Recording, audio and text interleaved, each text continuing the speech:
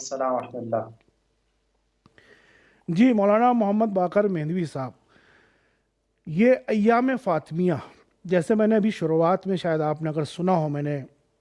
اس بات کا ذکر کیا کہ 2 تاریخیں ہیں شہادت کو لے کر، اس میں اختلاف ہے علماء کے درمیان، لیکن علماء نے اس کا ایک بہترین راستہ اختیار کیا کہ ان تمام دنوں کے درمیان جو یعنی 13 جمادی الاول سے لے کر 3 جمادی الثانی تک کا جو وقت تھا، اس کو ایک بہترین شکل دی تاکہ ہم جناب سیدہ کے فضائل، ان کی زندگی سے زیادہ آشنا ہو سکیں، اس کو ہم اپنی زندگی میں زیادہ اتار سکیں، اور ایک عزاداری کو ہم عبادت کی شکل میں بناتے ہیں تو ہماری عبادت میں بھی اضافہ ہو۔ آپ اس کے اوپر روشنی ڈالیں کہ کیوں ایام فاطمیہ اتنا اہمیت کا حامل ہوتا جا رہا ہے۔ اعوذ باللہ من الشیطان الرجیم، بسم اللہ الرحمن الرحیم۔ بالکل درست نقطے کی طرف آپ نے اشارہ فرمایا کہ جس طرح بی بی سیدہ سلام اللہ علیہا کی مقام تدفین نامعلوم ہے، نہیں معلوم کہ بی بی کی قبر مطہر کہاں پر موجود ہے، بالکل اسی طرح تاریخ شہادت بھی یقینی طور پر ہم تک نہیں پہنچی۔ شاید جس طرح مکان کا نامعلوم ہونا بی بی کی مظلومیت کی طرف اشارہ کر رہا ہے، بالکل اسی طرح تاریخ شہادت بھی معلوم نہ ہونا اسی بات کی طرف ایک اور اشارہ ہے کہ بی بی کی شخصیت اتنی مظلوم کہ ان کو اس عالم میں، اس دنیا سے جانا پڑا کہ جب وہ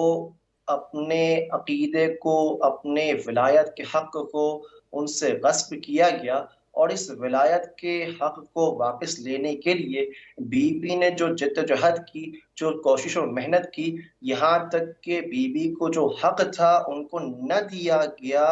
جس کی وجہ سے بی بی ناراض ہو کر گئی۔ اور یہ قبر کا نامعلوم ہونا، جی یہ تشییع جنازہ کا خفیہ تشییع جنازہ ہونا، یہ زمان شہادت کا عین معین نہ ہونا، یہ تمام تر بی بی کی مظلومیت کی نشانیوں میں سے۔ جی مولانا مہندوی صاحب، یہ تو ہو گئی آپ نے وجہ بتائی کہ یہ واقعاً اس میں کوئی شک نہیں ہے اور ہم سب، لیکن اب ہمارا جو دور ہے، جس دور میں ہم زندگی گزار رہے ہیں، دیکھیے یہ کوئی بھی چیز ہمارے علماء، خاص کر جنہوں نے ایام فاطمیہ کا نام دیا بزرگ علماء نے، اور یہ کہا تاکید بھی کی ہے، اور آج ہم جیسے تصویروں میں بھی دیکھتے ہیں رہبر انقلاب اسلامی سے لے کر بڑے بڑے علماء کرام جو ہیں وہ ننگے پیر تک سڑکوں پر آتے ہیں، یہ اتنا یعنی ان کے لیے غم، ہم سب کے لیے غم کے ایام ہوتے ہیں، لیکن اس کے پیچھے مقصد بھی ہوتا ہے۔ ہم اس کا مقصد جو ہے، اس کا پیغام جو ہے ایام فاطمیہ کا، وہ ہم دنیا تک کس طرح اور کیا پہنچانا چاہتے ہیں؟ بی بی کی شہادت آپ نے جس طرح فرمایا عین مظلومانہ شہادت۔ اب اس مظلومانہ شہادت کو جہاں علماء اور مراجعین ہم تک اس پیغام کو پہنچانا چاہتے ہیں، وہ کس طرح؟ بی بی کی شہادت کو مراجعین کرام سب سے زیادہ مناتے ہیں اور اس کو عام کرنے کی کوشش کرتے ہیں، اور اس کو منانے کا یہ عالم ہے کہ مراجعین کرام خود اڑیا پیر ہو کر اس گلی کوچوں میں، بازاروں میں عزاداری کرتے نظر آ رہے ہیں۔ قم المقدسہ جیسی سرزمین پر مراجعین کرام اس دن گھر سے باہر نکلتے ہیں اور سب کے سامنے عزاداریوں پہ مشغول ہوتے ہیں، ان کے وہاں عزاداری کی محفل اور مجلس بپا ہوتی ہے۔ یہ عزاداری کرنا بی بی سیدہ سلام اللہ علیہا کے لیے بطور خاص ایک جی پیغام ہمیں پہنچا رہا۔ اس مقصد کو لے کر بی بی نے اپنی جان کا نذرانہ پیش کیا، وہ مقصد باقی رہنا چاہیے۔ وہ مقصد کیا تھا؟ بی بی سلام اللہ علیہ نے ولایت کی حمایت کے لیے، ولایت کے جو حق کو غصب کیا گیا تھا اس کی پشتی بانی کے لیے اپنی جان تک کو پیش کر دیا، جان کا نذرانہ تک پیش کر دیا۔ تو یہی مقصد کہ آج اسی ولایت کے تسلسل کو ہم دیکھیں کہ کیا ہے، کہاں پر ہے، اس حق کو پہچانے، اور اس حق کو پہچاننے کے ساتھ جس طرح بی بی نے حق کے دفاع کے لیے اپنی جان کا نذرانہ پیش کیا، ہم اور آج بھی ہم دیکھیں کہ اس زمانے میں حق کیا ہے۔ عدالت کیا ہے، ظلم کون کر رہا ہے، ظالم کون ہے، اس ظالم کو پہچان کر حق کا ساتھ دے ظالم کے مد مقابل پہ۔ آج بھی ہماری ذمہ داری کہ اٹھ کھڑے ہو اور ظالم کے خلاف کم از کم اپنا جتنی استطاعت ہے، جتنا ہم کر سکتے ہیں، ظالم کے خلاف آواز بلند کرے۔ بہت اچھی بات کی طرف آپ نے اشارہ کیا ہے، اور میرا بھی یہی ماننا ہے، بلکہ ہم سب کا یہی ماننا ہے کہ شہزادی کونین حضرت فاطمہ زہرا سلام اللہ علیہ کی جو ذات ہے، اس ذات نے حق و باطل کے درمیان فرق بتا دیا ہے ہمیں، اور روشن کر دیا ہے۔ آج دنیا کے سامنے یہ تصویر پوری طرح سے صاف اور شفاف ہے کہ کون لوگ ہیں جنہوں نے شہزادی کے حق کو غصب کیا ہے، اور کون وہ لوگ ہیں جو شہزادی کے حق کے لیے کوششیں کر رہے ہیں اور لگاتار اپنی جانیں نثار کر رہے ہیں۔ مولانا مہدوی صاحب، یہ تو بات ہو گئی حق اور باطل کی، لیکن اس دور میں ہمارا فرض کیا بنتا ہے؟ ہم کس طرح شہزادی کے پیغامات کو، شہزادی نے جو ہم سے چاہا ہے، جو ان کی ہم سے تمنا ہے، اس کو ہم کس طرح لوگوں تک پہنچائیں؟ اپنے عمل کو کس طرح، کیا ہمیں حق بنتا ہے کہ ہم دوسروں کا حق کھا کر شہزادی کا ماتم منائیں؟ یقیناً ایسا نہیں ہے کہ حق تک پہنچنے کے لیے ہم غلط اور باطل راستے کا انتخاب کریں۔ کبھی کسی بھی صورت میں حق تک رسائی کے لیے باطل راستہ انتخاب نہیں کیا جا سکتا۔ یہ اسلامی پیغام ہے۔ اس کے بالکل مقابل میں غربی طور طریقہ ہے، ان کا نظریہ ہے کہ وہ اپنے مقصد کو پانے کے لیے کسی بھی ہتھیار کو، کسی بھی ٹول کو، کسی بھی ذریعے کو، چاہے وہ غلط ذریعہ ہی کیوں نہ ہو، اس کو استعمال کرتے اپنے ہدف تک پہنچنے کے لیے۔ جبکہ اسلام میں اس چیز کا منع کیا گیا کہ اگر ہدف تمہارا مبارک بھی ہے، پاک و پاکیزہ ہے، حق ہے، عین عدالت ہے، تب بھی اس حق ہدف تک پہنچنے کے لیے ہم باطل طور طریقہ استعمال نہیں کر سکتے۔ ہم جھوٹ اور فریب سے اس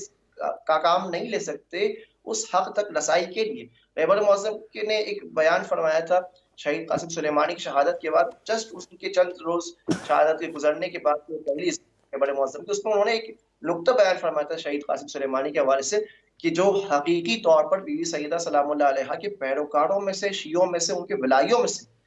ان کے بارے میں فرمایا کہ کبھی بھی شہید قاسم سلیمانی نے محاذ جنگ پر کبھی بھی دشمن کے مقابلے کرنے کے لیے غلط راستہ، جھوٹ اور فریب کا استعمال نہیں کیا۔ جبکہ میدان جنگ میں، محاذ جنگ میں، یہ ایک عام ہے کہ آپ دشمن کو شکست دینا چاہ رہے، ہو سکتا ہے آپ دوسرے طریقوں کو استعمال کریں جو غلط طریقے، لیکن وہ جو حقیقی بی بی کا چاہنے والا ہے، ان کا پیروکار ہے، کبھی ممکن نہیں کہ بی بی کی چاہت کے مخالف عمل کرے، کبھی ممکن نہیں کہ حق تک پہنچنے کے لیے وہ کسی باطل راستے کا انتخاب کرے۔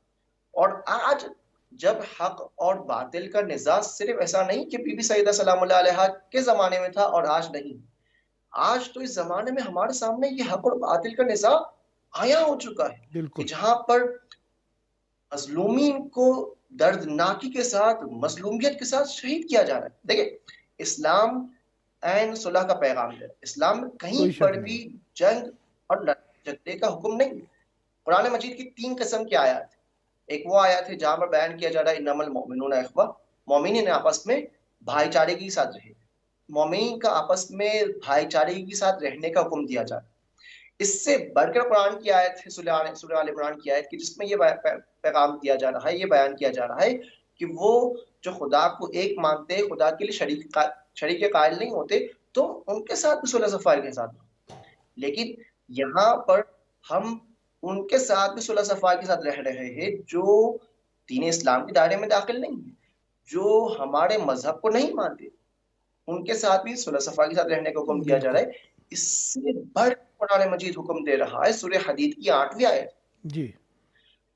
کہ جس یہ بیان کیا جا رہا ہے کہ وہ جو تمہیں قتل نہیں کر رہا، تمہیں تمہارے گھروں سے باہر نہیں نکال رہا، جی تم جی ان کے ساتھ صلح صفائی کے ساتھ رہو۔ اس میں کہیں پر بھی یہ شرط نہیں لگائی گئی کہ اگر وہ شخص مسلمان نہیں ہے تو تم ان کے ساتھ لڑائی جھگڑا کرو، اگر وہ شخص توحید کا قائل نہیں ہے تو تم ان کے ساتھ لڑائی جھگڑا کرو۔ اس میں نہ توحید کی شرط ہے، نہ اسلام کی شرط ہے، اگر وہ تمہارے ساتھ زیادتی نہیں کر رہا ہے تو اسلام تمام تر انسانیت کے ساتھ صلح کا پیغام دے رہا ہے. لیکن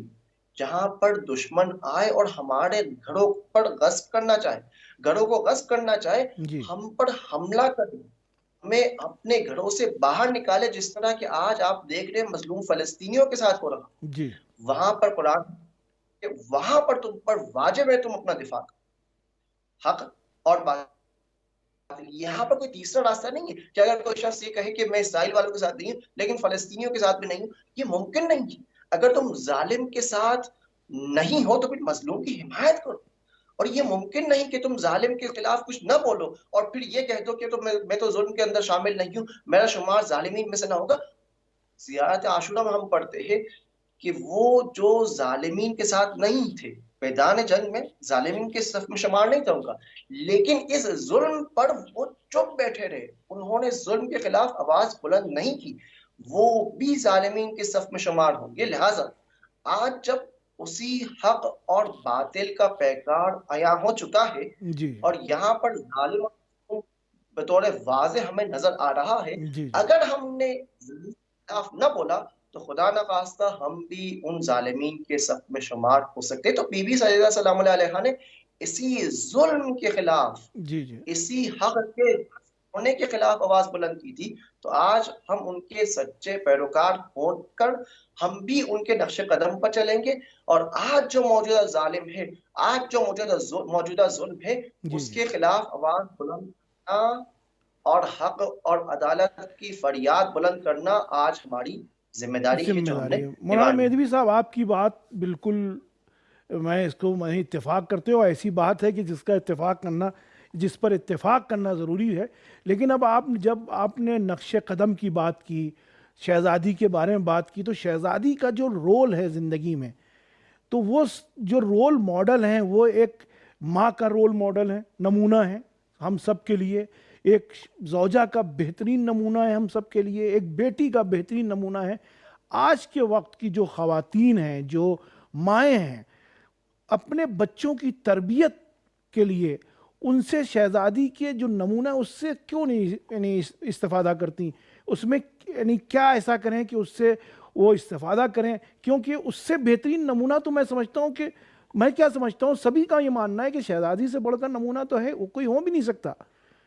تو ہمیں ایسا کیا کرنا چاہیے کہ اپنے معاشرے میں خواتین کو اس طرف لے کر آئیں کہ بھئی ہم اپنی اولاد کی تربیت کرنا چاہتے ہیں تو شہزادی کو عملی طور پر اپنی زندگی میں نمونہ بنائیں.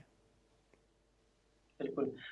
بالکل درست فرمایا آپ نے جی کہ سیدہ سلام اللہ علیہا، بی بی شہزادی سیدہ سلام اللہ علیہا اس کائنات کی تمام تر خواتین کی سردار ہے، سیدۃ النساء العالمین ہے. بے شک. سیدۃ النساء العالمین ہونے کے حوالے سے وہ مکمل طور پر رول ماڈل ہے. جی خواتین پہلو سے اگر دیکھا جائے، خاتون ہونے کے ناطے، جو خاتون ہونے کے حوالے سے اس کی ذمہ داری گھر میں ہے تو بیٹی ہونے کے ناطے، جی گھر میں ہے تو بہن ہونے کے ناطے، گھر میں ہے تو شادی کے بعد اپنے شوہر کے لیے بیوی ہونے کے ناطے، جی ماں ہونے کے، تمام تر وہ خاتون کے پہلو ہے جن کے اوپر بہترین طریقے سے شہزادی ہمارے لیے نمونے عمل ہے. جی ایک نقطہ آپ کی خدمت میں بیان چلوں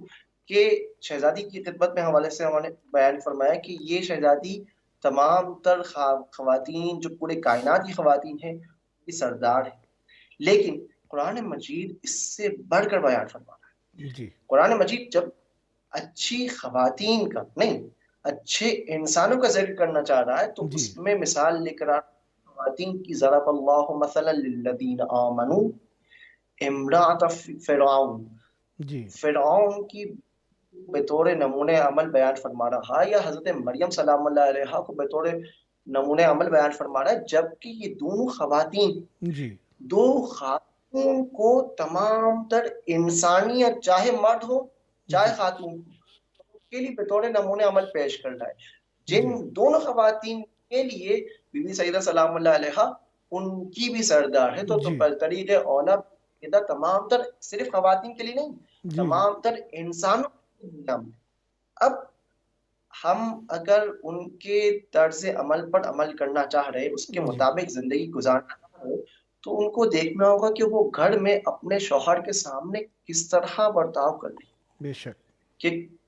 بیوی کے حوالے سے جملات ہے کہ کہیں پر بھی بیوی نے کوئی ایسی چیز نہ چاہی اس ڈر سے کہ کہیں ان کے شوہر کو ان کے سامنے شرمندگی محسوس نہ ہو، بے شک چیز طلب کر لے خدا کہ ان کا شوہر اس چیز کو پورا نہ کر سکے، وہ کام نہ کر سکے، وہ چیز ان کے لیے تیار نہ کر سکے، بے شک اس ڈر سے کہ ان کے شوہر گرامی ان کے سامنے شرمندگی محسوس نہ کرے، جی کبھی بھی کسی چیز کو طلب نہ کیا۔ اور جو مولا امیر المومنین کا جملہ جب رسول خدا ان سے پوچھتے ہیں کہ آپ نے بی بی سیدہ سلام اللہ علیہ کو کیسے پایا، تو جی مولا امیر المومنین کا جو بی بی سیدہ سلام اللہ علیہ کے حوالے سے کہ نعم العون علی طاعت اللہ، بے خدا شک کی عبادت کرنے کے لیے، خدا کی فرمان برداری کرنے کے لیے بی بی سلام اللہ علیہ کو میں نے بہترین مددگار پایا۔ بی بی سیدہ سلام اللہ علیہ کے حجاب کے حوالے سے جس طرح آپ نے فرمایا کہ ہم اس بات کو دعویٰ تو کرتے ہیں کہ ہم ان کے چاہنے والے اس پر عمل نہیں کرتے، اس کی شاید ایک اور مین وجہ یہ ہے جی کہ ہم اس اور عقیدے تک نہیں پہنچے کہ جتنے بھی اسلام کے احکامات اور فرامین وہ سب کے سب عین عقل کے مطابق ہے اور ہمارے فائدے میں۔ بسا اوقات ایسا ہوتا ہے کہ ہمارے سامنے ایک اور غلط ویسٹرن کلچر پیش کر دیا جاتا ہے، جی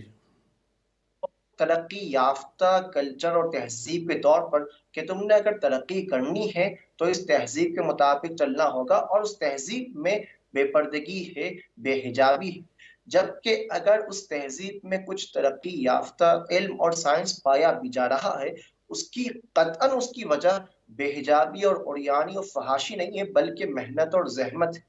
یعنی اگر انسان نے ترقی کرنی ہے تو اس کے لیے زحمت اور محنت کی طرف توجہ کرنا ہوگا، اس کے ذریعے سے انسان ترقی کرے گا، چاہے وہ مسلمان ہو یا کافر ہو، جی جو بھی محنت کرے تک پہنچے گا۔ لیکن اس غلط کلچر کے مطابق چلنا ہمیں اس طریقے سے ترقی یافتہ ملک اور معاشرہ نہیں بنائے۔ اس ترقی کے لیے ہم نے زحمت و محنت کرنی، لیکن اس غلط کلچر کے مقابلے میں ہم نے اپنا صحیح کلچر، اسلامی کلچر، معاشرے والا جو بڑے صغیر کا اتنا پاک و پاکیزہ کلچر ہے، اس کو پیش کرنے کی ضرورت ہے۔ جی اس کی طرف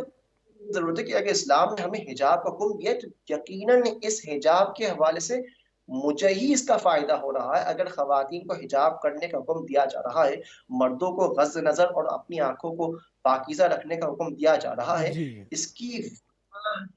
ہم اپنی بہتری لانا چاہ رہے، لائف میں اپنی زندگی میں بہتر طور پر زندگی گزارنا چاہ رہے، کیونکہ ہم اور اپنی بہتری کے بارے میں زیادہ بہتر جانتے ہیں یہ وہ جس نے ہم اور آپ کو بنایا ہے۔ بے شک انسان اپنے زیادہ بہتر جانتا ہے یا انسان کے خالق انسان کے بارے میں زیادہ بہتر جانتے ہیں؟ اب جب وہ جو ہم سے زیادہ بہتر ہمارے بارے میں جانتا بھی ہے، نہ صرف جانتا ہے بلکہ ہم سے زیادہ ہم پر مہربان بھی ہے، ہمارے لیے اچھائی اور بھلائی بھی چاہ رہا ہے، اس نے آ کر اگر ہمیں حجاب کے بارے میں بتلایا ہے، اگر اس نے آ کر ہمیں خوش اخلاقی کا حکم دیا ہے، اس نے خلق کا حکم دیا ہے، اپنے گھر میں صلہ رحمی کا حکم دیا ہے، تو یہ تمام تر احکامات سے ہمیں فائدہ ہی ہوگا، جی اس میں برابر نقصان نہیں ہے۔ کہیں ایسا نہیں ہے کہ اگر اس لڑکی نے حجاب کر لیا، لڑکی کے حجاب کی وجہ سے اس کے رشتے آنا بند ہو جائے، قطعاً ایسا ممکن نہیں ہے۔ بالکل بے شک اگر ہمیں حجاب کا حکم دے رہا ہے تو اس کے پیچھے فوائد ہے۔ اگر خداوند متعال ہمارے لیے کسی حکم کو بیان کر رہا ہے تو اس کے ذریعے سے، اس پر عمل کرنے کے ذریعے سے خدا ہمارے لیے مزید اور اچھائی اور بلائی کے راستے کھول دے گا۔ کھول دے گا وہی خدا کا حکم دے رہا ہے، وہی خدا، اسی خدا کے ہاتھ میں لوگوں کا دل ہے، اور اگر کہیں حجاب کرنے کی وجہ سے یہ تارا سننے کو مل رہا ہے کہ تمہارے رشتے آنا بند ہو جائیں گے، تمہارے لیے یہ مسئلہ کھڑا ہو جائے گا، تو وہی خدا لوگوں کے دلوں پر حاکم ہے، وہی خدا بہترین رشتہ تمہارے لیے تیار کرے گا۔ تو اس حجاب کے ذریعے سے نہ صرف یہ کہ ہماری ترقی کا راستہ رکتا نہیں ہے، بلکہ انسانیت میں مزید زیادہ ترقی کرتا جاتا ہے۔ بہت صحیح باتیں، بہت ہی اچھے نکات کی طرف آپ نے اشارہ کیا ہے مولانا۔ محمد باقر مہدوی صاحب، اس میں ایک چیز میں اور ایڈ کرتا چلوں، اگر میری بات سے آپ متفق ہوں تو ضرور کہیے گا کہ جتنی اگر کوتاہی جو ہے وہ اگر خواتین کی طرف سے ہے تو اس سے زیادہ کوتاہی مردوں کی طرف سے بھی ہے. ہم جو ہے وہ گھر میں کچھ اور ہیں، باہر کچھ اور ہیں. ہم چاہتے ہیں کہ ہماری گھر کی خواتین پیروکار رہیں اہل بیت علیہم السلام کی، لیکن ہم اپنے عمل سے جو ہے وہ کچھ اور ظاہر کرنا چاہتے ہیں. اگر ہم یہ چاہتے ہیں کہ ہمارے بچے، اگر ہم جو اس وقت ہماری آواز سن رہے ہیں، اگر ہمارے بچے یہ چاہتے ہیں کہ ہماری ماں جو ہے وہ پوری طرح سے شہزادی کونین حضرت فاطمہ زہرا سلام اللہ علیہ کی پیروکار رہے، تو آپ کو بھی اپنے عمل کو ان کے بیٹوں کی طرح بنانا ہوگا. اس لیے کہ دونوں ہی طرف سے جب وہ ان کا عمل ایسا ہوگا تو اپنے آپ کا بھی عمل ایسا ہوگا، اور ہونا بھی چاہیے. اس میں ایک بات اور یہ کہ ہم صرف یہ بھی ہوتا ہے، یہ بھی ایک کڑوا سوال ہے کہ لوگ یہ کہتے ہیں کہ ساری باتیں گھوم پھر کے حجاب پہ کیوں آ جاتی ہیں. عام طور سے نہیں، خواتین کا نام آتے ہی لوگ کہتے ہیں حجاب. تو میرا کہنا یہ ہے، اور آپ سے میں پوچھنا چاہتا ہوں اس بارے میں، کیا جس طرح جھوٹ کے لیے کہا گیا ہے کہ جھوٹ جو ہے وہ تمام گناہوں کی کنجی ہے، چابی ہے، تو کیا حجاب اور بے حیائی جو ہے وہ بھی اس طرح کا رول ادا نہیں کرتی سماج میں، معاشرے میں؟ بالکل درست فرمایا آپ نے کہ بسا اوقات دیکھا گیا ہے کہ جو شادی کرنا چاہ رہے ہوتے ہیں لڑکے لڑکیاں، وہ اپنا شریک حیات ڈھونڈنے کے لیے بی بی سیدہ سلام اللہ علیہ کی طرح شریک حیات ڈھونڈ رہے ہوتے، یا مولا امین جی مومنین جیسے شریک حیات ڈھونڈ رہے ہوتے. کیا ہم خود ان کے جیسے بن گئے جو کہ ہمارا شریک حیات بھی انہی کے جیسا ہو؟ جی اس سے پہلے کہ اس طرح کا شریک حیات ڈھونڈے، خود اس طریقے سے بننے کی کوشش کرے. اگر ہم چاہ رہے کہ ہمارے بچے حسن و حسین سلام علیہ السلام جیسے اچھے بچے بنے، تو کیا ہم بھی ان کے پیرنٹس کی طرح، ان کے والدین کی طرح مولا امیر مومنین اور بی بی سیدہ سلام اللہ علیہ کے حقیقی پیروکار رہے ہیں؟ روایت کا جملہ ہے کہ انسان کسی بھی بات کو سکھانے سے پہلے خود اس پر عمل کرے. جی من بابا نفسہ للناس اماما فلیبدأ بتعلیم نفسی قبل تعلیم غیرہ. اس سے پہلے کہ تم کسی اور کو اپنی زبان سے کوئی بات سکھاؤ سمجھاؤ، خود عمل کر کے اس بات کی تعلیم دو اور اس بات کو سکھاؤ. تو جی چاہے ہم شریک حیات کے حوالے سے، چاہے بچوں کے حوالے سے، اس سے قبل کہ زبانی طور پر ان کو تذکر دے، ان کو کوئی بات سکھانے کی کوشش کرے، ہماری کوشش یہ ہونی چاہیے کہ ہم اپنے عمل سے خود اس طریقے سے بن جائے جس طریقے سے ہم چاہ رہے اور پسند کر رہے کہ وہ بھی اس طریقے سے بنے. جی یہ پہلی بات. دوسری بات جو آپ نے فرمائی کہ حجاب کے حوالے سے، کہ حجاب گناہوں کی دو قسمیں، کچھ گناہ انفرادی گناہ ہوا کرتے ہیں اور کچھ گناہ اجتماعی گناہ ہیں، جی معاشرتی گناہ ہیں جس کا اثر معاشرے پر ہوتا ہے. جی جیسے کہ آپ نے مثال دی، اب جیسے نماز پڑھنا یا نہ پڑھنا، گھر میں انسان بیٹھ کر نماز پڑھتا ہے، ایک شخص اگر نماز نہیں پڑھ رہا تو اس سے یقیناً اس شخص کو نقصان ہوگا، لیکن معاشرے کو ہو سکتا ہے نقصان نہ ہو. جی لیکن حجاب کا مطلب ہے اپنے آپ کو نامحرم کے سامنے محفوظ رکھنا. یہ محفوظ ہونا دونوں کے لیے ہے، چاہے وہ مرد ہو چاہے وہ خاتون ہو، جی دونوں کو اس حجاب سے فائدہ ہوگا کہ دونوں اپنے جو معاشرتی ذمہ داریاں ہیں اس جی معاشرے میں بہتر طریقے سے اس معاشرتی ذمہ داریوں کو نبھا سکیں گی. اگر خاتون معاشرے میں اس حجاب کی رعایت نہیں کرے جی تو اس خاتون کے حجاب کی رعایت نہ کرنے سے صرف اسے نقصان نہیں ہونا، بلکہ اس مرد کو بھی نقصان ہو رہا ہے جو غلط نگاہ سے اس خاتون کو دیکھ رہا ہے. جی جب کوئی کسی کام پر کانسنٹریٹ کرنا چاہ رہے تو اگر اس کی توجہ اس کام سے دوسری طرف متوجہ ہوتا ہے تو وہ دوسری طرف ہٹ جائے تو وہ اس کام کو بہترین طریقے سے انجام نہ دے سکے گا. اس حوالے سے حجاب ایک وہ کردار ادا کر رہا ہے معاشرے میں کہ انسانوں کو جس کام اور جس مقصد کے لیے وہ معاشرے میں حاضر ہوئے ہیں جی اس مقصد میں کو پورا کرنے کی اس کو ایک مدد ثابت کرے گا. کیونکہ دیکھیے مرد اور خواتین میں دونوں میں ایک قسم کی ایک جذابیت خداوند متعال نے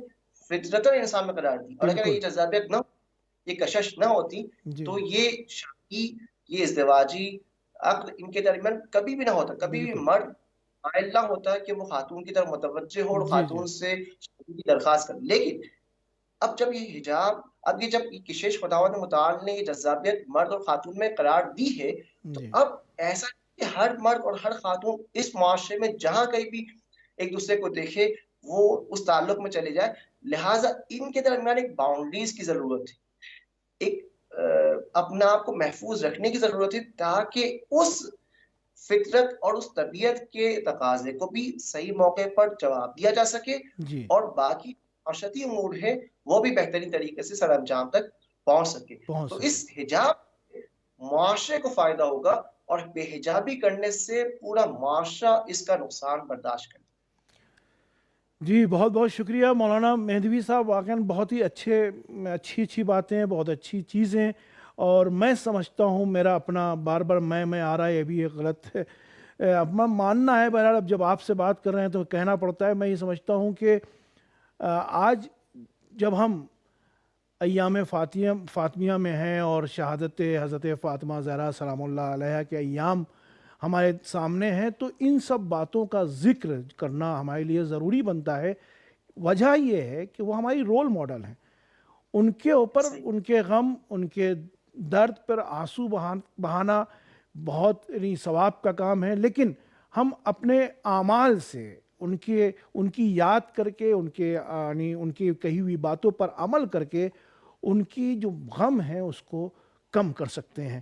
یہ ہر انسان کی سوچ ہونی چاہیے. اگر میری سوچ میں کوئی کمی ہو تو مولانا آپ مجھے ٹوک سکتے ہیں، کیا میں غلط کہہ رہا ہوں یا صحیح کہہ رہا ہوں؟ فرمایا جس طرح ہم ان کے غم اور درد اور مصائب پر گریہ کر رہے، کہیں جی ایسا نہ ہو کہ خدا نہ خواستہ میرے گناہ کی وجہ سے بی بی سیدہ سلام اللہ علیہا بھی گریہ کرے.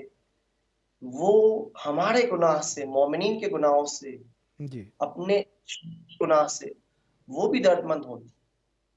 تو کہیں ایسا نہ ہو کہ میں اپنے گناہ کے ذریعے سے ان کے دل آزاری کروں، ان کو اپنا آپ سے ناراض کروں. اس کی طرف بھی اگر ہماری توجہ ہو تو ہم اپنے اعمال میں، اپنے کردار میں، اپنے اخلاق میں، اپنے قول میں، اپنے فعل میں